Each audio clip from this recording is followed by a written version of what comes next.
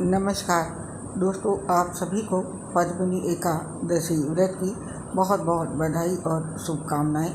दोस्तों, इस पोस्ट में शेयर करेंगे पद्मिनी एकादशी से जुड़ी जानकारी। तो पहले जानते हैं इस व्रत की महत्वपूर्ण बातें और इस व्रत के महत्व के बारे में। अधिक मास के शुक्ल पक्ष की एकादशी को पद्मिनी एकादशी का व्रत रखा जाता है। पद्मिनी एकादशी को कमला एकादशी भी कहते हैं। इस दिन व्रत रखकर भगवान विष्णु की विधि विधान से पूजा करते हैं। इस व्रत को करने से यश बढ़ता है और मृत्यु के बाद वैकुंठ की प्राप्ति होती है। जो लोग पुत्र प्राप्ति की मनोकामना से पद्मिनी एकादशी का व्रत करते हैं उनको पुत्र की प्राप्ति होती है। पद्मिनी एकादशी की कथा में बताया गया है, राजा कृतवीर्य की रानी पद्मिनी ने इस व्रत को विधि विधान से किया तो उनको पुत्र रत्न की प्राप्ति हुई। जो पद्मिनी एकादशी व्रत कथा को सुनता है उसकी कीर्ति बढ़ती है। ज्योतिष शास्त्र के अनुसार पद्मिनी एकादशी चूँकि हर 3 साल में एक बार अधिक मास के महीने में आती है, इसीलिए भगवान विष्णु को प्रसन्न करने का ये मौका बहुत ही शुभ होता है। भगवान विष्णु को ये दिन अति प्रिय होता है, इसीलिए इस व्रत का महत्व भी अधिक होता है। यदि कोई जातक पद्मिनी एकादशी व्रत विधि विधान के अनुसार करता है तो उस पर भगवान विष्णु की कृपा होती है और उसे मनोवांछित फल की प्राप्ति होती है। इस व्रत को करने से मनुष्य के बुरे कर्म खत्म हो जाते हैं और उसे मोक्ष की प्राप्ति होती है। पद्मिनी एकादशी का व्रत करने से मनुष्य को यश, कीर्ति, धन, विद्या, सफलता और दिमाग प्राप्त होता है। ज्योतिष शास्त्रों के अनुसार भगवान विष्णु के प्रत्येक भक्त को ये व्रत अवश्य करना चाहिए और यदि संभव हो तो पद्मिनी एकादशी व्रत के दिन आपको गंगा नदी के घाट पर दीप भी अवश्य जलाना चाहिए। तो ये था पद्मिनी एकादशी व्रत का महत्व और इससे जुड़ी महत्वपूर्ण बातें। और अब जानते हैं इसकी तिथि। हिंदू कैलेंडर के अनुसार श्रावण अधिक मास के शुक्ल पक्ष की एकादशी तिथि 28 जुलाई जुलाई को दोपहर में 2:51 पर शुरू हो रही है और इसकी समाप्ति 29 जुलाई शनिवार को दोपहर में 1:05 पर होगी। ऐसे में पद्मिनी एकादशी का व्रत 29 जुलाई दिन शनिवार को रखा जाएगा।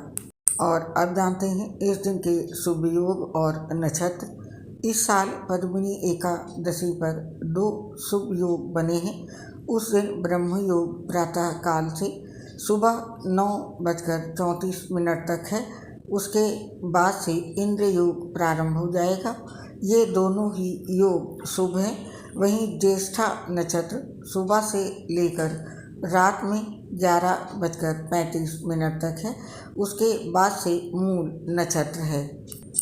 आप नोट कर लीजिए, पद्मिनी एकादशी पर भगवान विष्णु की पूजा के लिए शुभ मुहूर्त 29 जुलाई को पद्मिनी एकादशी के दिन भगवान विष्णु पूजा का मुहूर्त सुबह 7:22 से लेकर के सुबह के 9:04 तक है।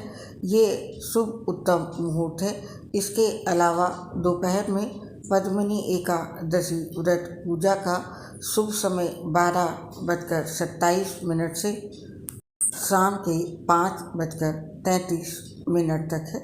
और अब जानते हैं इस दिन भद्राकाल का समय।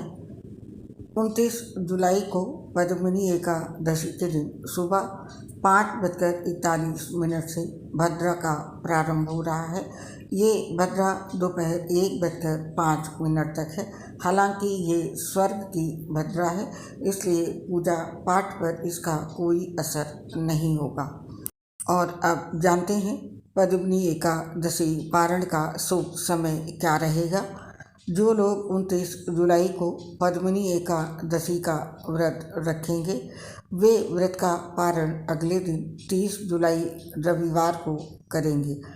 30 जुलाई को पद्मिनी एकादशी व्रत के पारण का समय सुबह 5:41 से लेकर के सुबह के 8:24 तक है। इस दिन द्वादशी तिथि का समापन सुबह 10:34 पर होगा। आइए आप जानते हैं पद्मिनी एकादशी पर किस प्रकार से पूजा करें। पद्मिनी एकादशी पूजा के लिए आपको सुबह जल्दी उठना पड़ता है। सुबह सूर्योदय से पहले उठकर नहा धोकर शुद्ध हो जाएं और स्वच्छ वस्त्र धारण करें। आप चाहें तो पीले या सफ़ेद रंग के वस्त्र पहन सकते हैं, क्योंकि ज्योतिष के अनुसार पीला रंग बहुत ही शुभ होता है। इसके पश्चात आप सूर्य देव को जल अर्पित करें और जल अर्पित करने के पश्चात अपने सीधे हाथ में थोड़ा सा जल लेकर संकल्प मंत्र बोलकर अपने व्रत का संकल्प लें और जल को जमीन पर आराम से अर्पित कर दें। इन कार्य के पश्चात अब आप एक सुंदर फूलों वाली चौकी तैयार करें। अब उस चौकी पर भगवान विष्णु की प्रतिमा को स्थापित करें। प्रतिमा के पास एक कलश भी रखें। अब आप भगवान विष्णु की पूजा शुरू करें। सबसे पहले भगवान विष्णु की मूर्ति को गंगाजल या फिर पंचामृत से स्नान करवाएं। अब भगवान विष्णु के आगे फल और फूल अर्पित करें। शुद्ध गाय के घी की जोत जलाएं और धूप बत्ती भी जलाएं।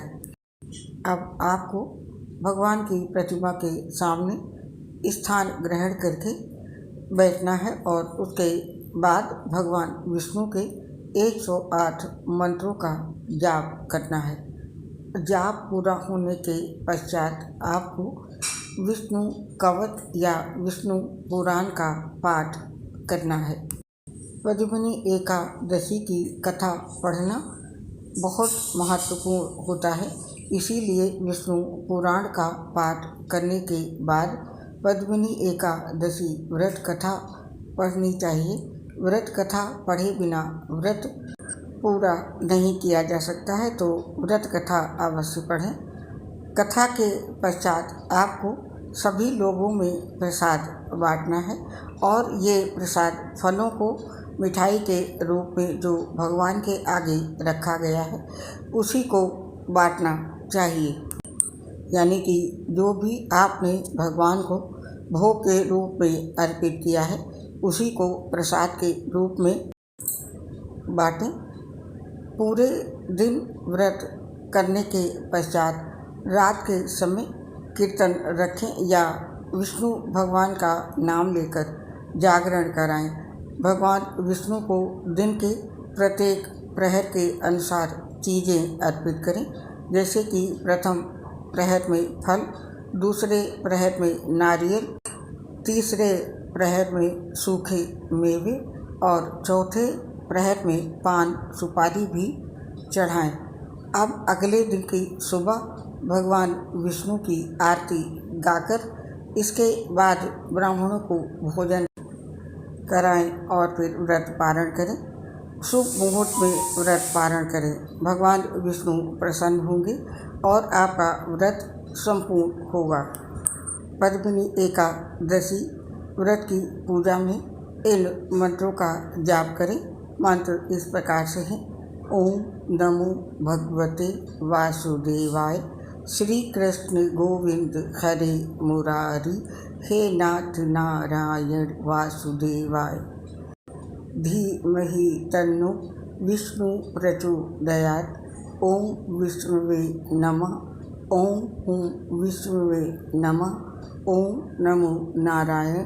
श्रीमन नारायण नारायण हरि हरि। तो दोस्तों, ये थी जानकारी पद्मिनी एकादशी व्रत की और हमें आप इस पोस्ट से आप आज्ञा दें। आपसे शीघ्र मुलाकात होगी नई पोस्ट पर।